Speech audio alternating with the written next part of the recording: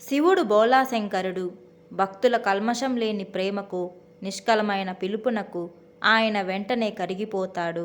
ఆయన అనుగ్రహం పొందడానికి గొప్ప పాండిత్యం అవసరం లేదు. కేవలం నిశ్చలమైన భక్తి ఉంటే చాలు. దానికి ఉదాహరణే ఈ కథ. ఈ వీడియోను చివరి వరకు చూడండి. అమృతలత, కాంతిమతి అను కన్యలిద్దరూ చక్రధర మహారాజు కుమార్తెలు. తమ తండ్రి శ్రీకాళహస్తి క్షేత్రంలో పరమేశ్వర అనుగ్రహం వల్ల ముక్తి చెందాడని తెలిసిన తరువాత పెళ్లి కాకుండానే ఉండిపోయారు వాళ్ళు. హాలాస్య నగరం మధురలోనే ఉంటూ ఇలవేలుపైన పరమేశ్వరుని యందు పరిపూర్ణ నమ్మకంతో, భక్తిభావంతో ఆరాధింపసాగారు. ఈశ్వర కైంకర్యార్థం తమ ధనం వ్యయపరుస్తూ, పేద సాధలకు ఉపకరిస్తూ ధర్మబద్ధంగా కాలం గడపసాగారు. పాశుపత భక్తి సంపన్నులైన ఆ కన్యకాద్వయం 2 సంవత్సరాలు అలా గడిపారు. పరమేశ్వరుడు వారిని పరీక్షింప సంకల్పింపాడు. అంచేత ఆ నగరంలో అందరికీ పరిచితుడైన శివరాతుడు అను బ్రాహ్మణ రూపం ధరించి వెళ్ళాడు. శివరాతుడు శివపూజా పరాయణుడు, శివభక్తప్రియుడు, భస్మ రుద్రాక్షధరుడు, సత్యవ్రత సంపన్నుడు, సుప్రసిద్ధుడు. అంచేత ఆ నగరంలో అతనిని తెలియని వారే ఉండరు. ఆ బాలగోపాలం అతని గౌరవిస్తారు. అంచేత అతని వేషమే ధరించాడు ఈశ్వరుడు. శిష్య సమేతంగా రాజకన్యల మందిరం చెంతకు వెళ్ళాడతడు. ఇలా వచ్చిన మాయా శివరాతుని చూచి నిజంగా శివరాత మహాశయునుగానే భావించి చెలికత్తెలు రాకుమార్తెల చెంతకు వెళ్ళి విన్నవించారు. ఆ సమయంలో వారి ఎడమనేత్రాలు శుభసూచదాయకంగా అదరసాగాయి.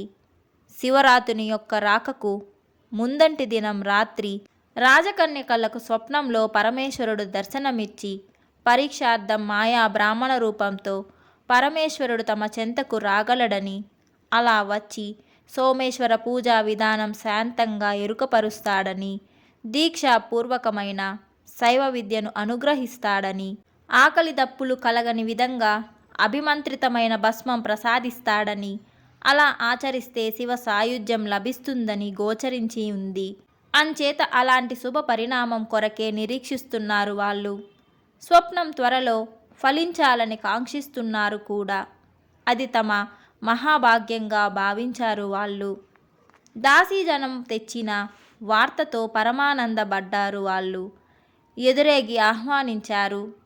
ఆసనం సమర్పించి ఆర్ఘ్యపాద్యాది విధులతో భక్తిపూర్వకంగా పూజించారు. తమకు స్వప్నంలో దర్శనమిచ్చిన వ్యక్తి ఈ మహానుభావుడు సాక్షాత్తుగా పరమేశ్వరుడే అని నిశ్చయించుకున్నారు వాళ్ళు. తమ సర్వస్వము సంతోషపూర్వకంగా సమర్పించారతనికి. మాయా శివరాతుడు మహేశ్వరుడు వారిచ్చిన సర్వస్వం గ్రహించాడు. శుద్ధమగు శైవ పంచాక్షరిని వారికిచ్చాడు. క్షుతిపాసల నివృత్తి కోసం అభిమంత్రితమైన భస్మం ప్రసాదించాడు. వారితో ఇలా అన్నాడతడు: కన్యకలారా, మీ ఆదరాభిమానాలకు ముగ్ధుడునయ్యాను. పరమేశ్వరానుగ్రహం మీపై పరిపూర్ణంగా ఉంది. మీ భాగ్యం అనన్య సామాన్యం. నేను శిష్య సమేతంగా దక్షిణ కైలాస క్షేత్రం వెళుతున్నాను. మీరు ఉభయులు నాతో పాటు శ్రీకాళహస్తి క్షేత్రం రండి. అచట తప్పక మీకు శ్రేయస్సు లభిస్తుంది అంటూ వెళుతున్నాడతడు. శిష్యులు అతనిని అనుసరింపసాగారు. అమృతలత, కాంతిమతులు తమ సోదరుడైన రాజశేఖరునకు చెప్పి అనుమతి పొంది వారిని అనుసరించి శ్రీకాళహస్తి క్షేత్రం వెళ్ళారు. శ్రీకాళహస్తి క్షేత్రంలో విద్యాపీఠం దక్షిణ భాగంలో తమ పేరుతో 2 శివలింగాలు స్థాపించారు. పరమేశ్వరుని భక్తిపూర్వకంగా ఆరాధించారు. ఇలా 4 ఏళ్లు గడిచాయి. 5వ సంవత్సరం ఆరుద్ర నక్షత్రంతో కూడిన మార్గశిర పౌర్ణమి నాడు మధ్యాహ్నం ఆకాశగంగలో స్నానం చేసి పరమేశ్వరుని కృపతో తమ శరీరాలు విడిచి దివ్యదేహాలు ధరించి శివ సామీప్య ముక్తి పొందారు వాళ్ళు.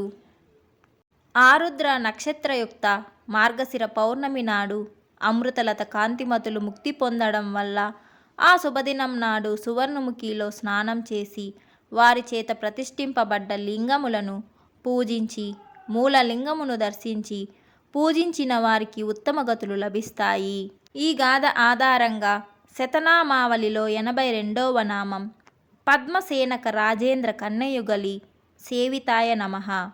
పద్మసేనకుని చేతను రాజేంద్ర చోళుని చేతను అమృతలత కాంతిమతుల నడి కన్యయుగలం చేతను సేవింపబడిన శ్రీ కాళహస్తీశ్వరునకు వందనం అను నామం ఏర్పడింది.